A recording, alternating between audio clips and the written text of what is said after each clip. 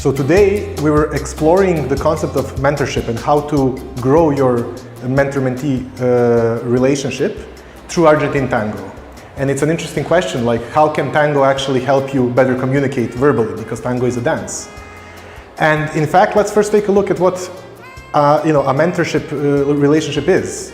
It is two people who don't know each other from before, but who have to connect and in a way open up, maybe be even vulnerable, and share who they are and then grow through that relationship.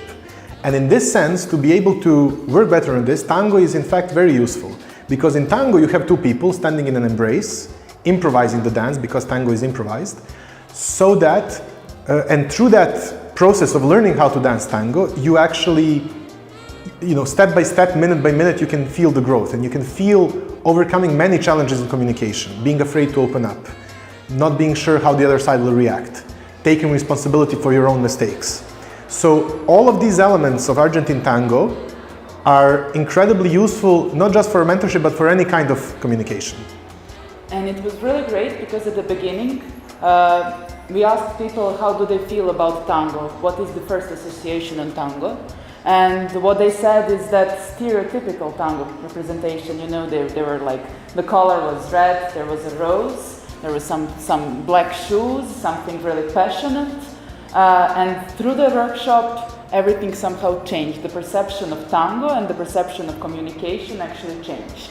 The first workshop was that the first part of the workshop was actually the feeling of ourselves. We should be standing and just feeling how we are. In the Serbian, there is one word for the attitude and for the posture. So we connected those two. There is that word stav. So we were just standing and feeling ourselves. How do we feel and how are we with ourselves? Are we too stiff, too straight, and so on? But then it was great because then we needed to turn to the partner and to communicate to the partner, actually to feel ourselves in the communication with the partner. Now we tried to communicate that communication shouldn't be verbal, but the non-verbal. We danced some kind of tango, or actually we danced our communication. So we put this kind of the embrace, and we just changed our roles. We were followers and leaders, and we changed the dynamics of actually moving our body from one side to another. And it was really, really great.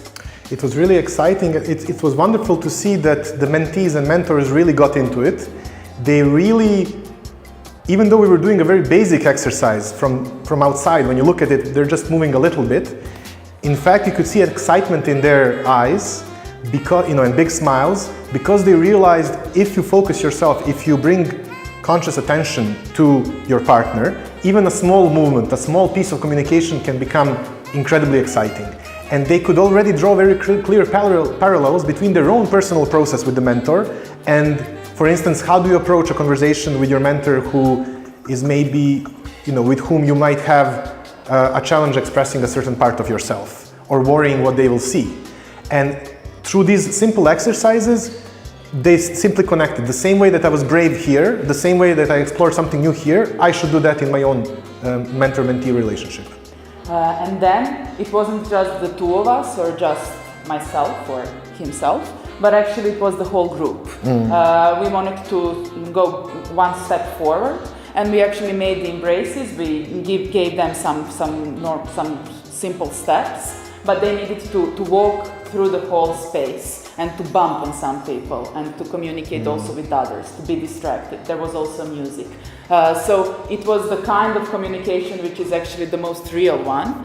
And it was beautiful because in the moment they start speaking and they start thinking and having expectations, the communication or the dance communication is less visible. In the moment they are more present and they actually try to feel each other, to connect, to be able to change their roles and to not to have the expectation but to enjoy the process. The dance actually was great. So we finally, I think, achieved dancing through our communication in the whole mentor-mentee group.